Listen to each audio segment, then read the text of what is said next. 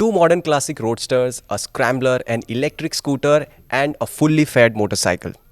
The month of July is expected to witness the launch of a variety of two-wheelers. And in this video, I'm going to list down all of them and tell you what we know about these two-wheelers so far. So July is expected to be one of the most action-packed months of 2023. Stay tuned till the end of the video, and once you're done watching it, let us know in comments which one are you really eagerly waiting for. But before we move ahead, make sure you subscribe to our channel and hit the bell icon if you haven't done that already. Let's start this list with the motorcycles that have been enjoying the most amount of hype on the internet: Triumph Speed 400 and Scrambler 400X. Now, these will be the smallest Triumph motorcycles to come in India, and they will be the first products to come out of Bajaj and Triumph's partnership. In fact, Bajaj will be manufacturing these motorcycles locally in India. Pre-bookings of these bikes are already open, and the official India launch and price announcement is due to take place on 5th July. Now, courtesy of the global unveil of these motorcycles, which took place on 27 June in the UK, we know quite a bit about these motorcycles already. Starting with the Speed 400. Now, this is the more road-biased and sportier version of the two, and it takes design inspiration from the likes of its bigger siblings like the Speed Twin 900 and the 1200. And in my opinion, this motorcycle looks absolutely stunning. So it's a very nice, graceful blend of contemporary design elements along with old school bits. So a circular design theme has been maintained all across, from the front headlamp to the tail lamp, from a round instrument cluster, circular turn indicators and mirrors, and even the decals which are there on the fuel tank, they look really eye-catchy. And this motorcycle will be available in three swanky color options. Moving on to the hardware, the Speed 400 and also the Scrambler 400X are built around a hybrid spine perimeter tubular frame along with a bolted on subframe. Now, since the Speed 400 is a more road biased version, it rides on 17-inch alloy wheels at both ends along with upside down forks at the front and a monoshock at the rear, while braking duties are handled by a single disc brake at both ends. Now, moving on to the Scrambler 400X, since this is a Scrambler, it has a more rugged visual appeal, and while the overall stance look similar to the Speed 400, there are certain elements which make it look more off-road friendly, like those chunkier tires, a larger front wheel, and tank grips, split type seat, and dual exhaust ports, and not to forget the knuckle guards as well. But there is a substantial difference when it comes to hardware and dimensions between the Speed and Scrambler. So since this is a Scrambler, it rides on a larger 19-inch alloy wheel at the front, while the rear remains the same 17-inch alloys. And the suspension hardware is the same, but there is a big difference in travel. 150 mm at the front and 150 mm at the rear for the Scrambler, while for the Speed 400 you get 140 at the front and 130 at the rear. And the disc brakes are also larger, slightly larger on the Scrambler as compared to the Speed, and because of this, the overall curb weight has also gone up for the Scrambler. So it is 9 kgs heavier than the Speed, while the Scrambler weighs 179 kgs. The Speed 400 weighs 170 kg. Also, because of the chunkier wheels, larger front wheel, and more suspension travel, the Scrambler 400X also has taller seat height. So its saddle sits at 835 mm, whereas the Speed has a more accessible seat height of 790 mm. Now, when it comes to features, contrary to their retro-inspired styling, the features are quite modern. So you get a semi-digital instrument cluster, full LED lighting, a USB-C charging port, traction control, and dual-channel ABS, and assist and slipper clutch as well.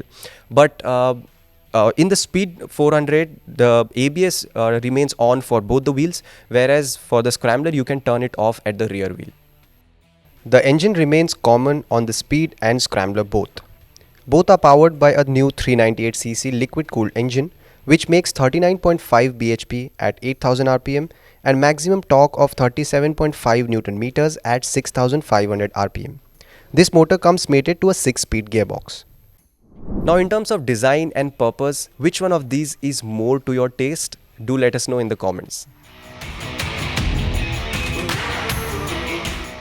A lot of collaborations between brands have been happening in India lately, and the next product in this list is also a result of one such conglomerate. Yes, we are talking about the Harley Davidson X440, which is scheduled to be launched in India on 3rd July this year itself. And so this motorcycle is a result of the collaboration between Harley Davidson and Hero MotoCorp. And just like the Triumph 400s, this will also be manufactured locally here in India by Hero MotoCorp. And that also means that this will be the cheapest Harley Davidson ever to be sold in India. Now, a lot of pictures and videos of the Harley X440 have already been released on the internet, because of which we know quite a bit about this motorcycle already. Not the exact specifications, but on the face of it, the overall stance of the motorcycle looks inspired by the XR1200, which Harley used to sell until a few years back. So the design of the bike is a nice combination of modern and old school elements. So it gets a circular headlamp, which is an LED by the way, and there's an offset instrument cluster, a flat tracker style flat handlebar, and a long tail which accommodates a single piece seat, and there's a boxy fuel tank with some really funky graphics. Now when it comes to features, we don't know what exact features this motorcycle is going to get but from the pictures what we could decipher is a fully digital instrument cluster, full LED lighting, and dual channel ABS, and we are expecting it to get assist and slipper clutch and things like traction control, maybe or maybe not, but USB charging port should definitely be there. Now moving on to the engine, this bike will be powered by a 440cc air and oil cooled motor. Power and torque output numbers of which have not been released yet, but in one of the recent spy videos, or one of the videos which the company had released, it gave away the exhaust note of the motorcycle, which told us that it's going to be a long stroke motor, which also means that this will be a torque rich engine. So we expect it to have good low and mid range, which means good tractability and nice rideability, mainly in the city. And as for the cycle parts, it's gonna get 18-inch alloy wheel at the front and 17-inch alloy wheel at the rear, upside down forks at the front, but old school dual springs at the rear, and a single disc at both ends. Now, as for the overall riding experience of the motorcycle, we are really eager to get on the bike and ride it and give you our full-fledged review of the motorcycle. But from the overall combination of the cycle parts, it gets 18-inch front wheel and 17-inch rear wheel, so it should give you a good balance of stability as well as decent handling. So if you compare it with a motorcycle which gets 17-inch front and 17-inch rear, it's not gonna be as sharp a handler, but not too bad, let's say, if you compare it with a motorcycle that gets 19-inch front wheel. But because of the larger front wheel, it will be able to roll over obstacles easier as compared to a 17-inch front. But at the same time, because of the front USD forks, the stability, the handling should be acceptable, but that we'll find out once the motorcycle comes. What do you think about the riding dynamics of the motorcycle, how it is gonna be? Let us know in the comment section.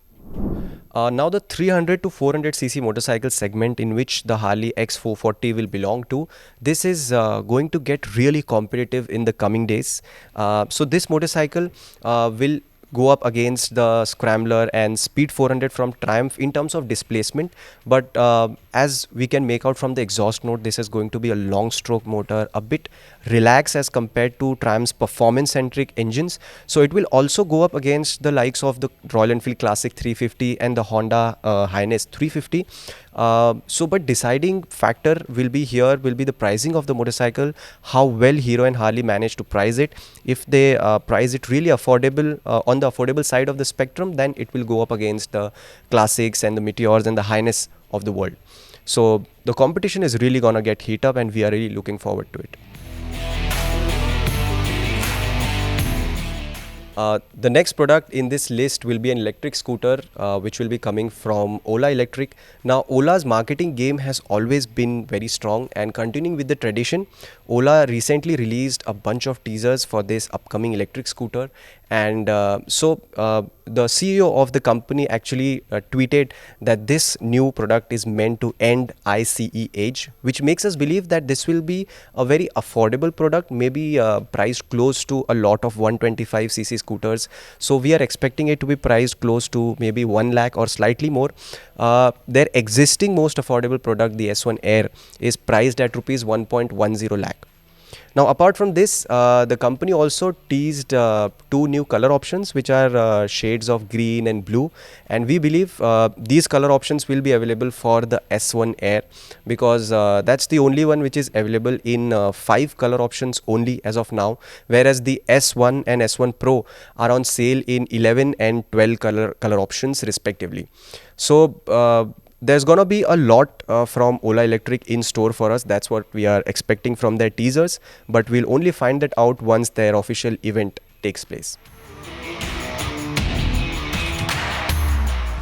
The next two-wheeler which is expected to be launched in July is the Hero Xtreme 200S 4-valve version of the motorcycle, and this bike was shown to a few dealers a couple of weeks back, and but that showcase only revealed the new color option of the bike, which was a strange shade of yellow paint scheme. And but the biggest difference is going to be in the engine. So it is gonna upgrade from a 2-valve to a 4-valve setup, and so this is expected to improve the top end performance of the motorcycle, which is what we have seen in the new Xpulse 204V. From the previous version to the now to the latest version, the difference in top end version, top end performance is quite noticeable. So the highway rideability should be better towards 90 to 100 kmph. The engine should feel more relaxed, and the existing power and torque output numbers of the Xtreme are 17.8 bhp and 16.4 newton meters, and even these performance numbers are expected to be bumped up a little.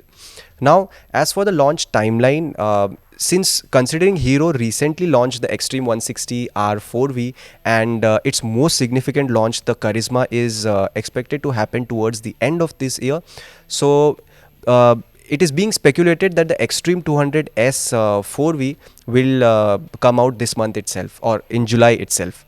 And as for the pricing, as of now it is priced at rupees 1.35 lakh ex showroom, but because of the upgrades, it might see a substantial increment in terms of pricing. And now, talking about the competition, there aren't any direct rivals to the Xtreme 200S, considering it's a 200cc motorcycle with a fully fed design. There is the KTM RC200, but that motorcycle is way more performance oriented and falls in the more premium side of the spectrum. So the closest rival it has is the Suzuki Gixxer SF 155, and that's what it will continue to compete with. So that was quite an interesting mix of two-wheelers that are likely to be launched in July. And do note that we will be riding the Triumph 400s and the Harley Davidson X440. So the full-fledged review of these motorcycles will be out on our channel soon. But still, we have already done some videos on these motorcycles. So do head to our channel and watch those videos if you want some more information already. And let us know in comments which one of these products are you eagerly waiting for. This is Anuj signing off for now.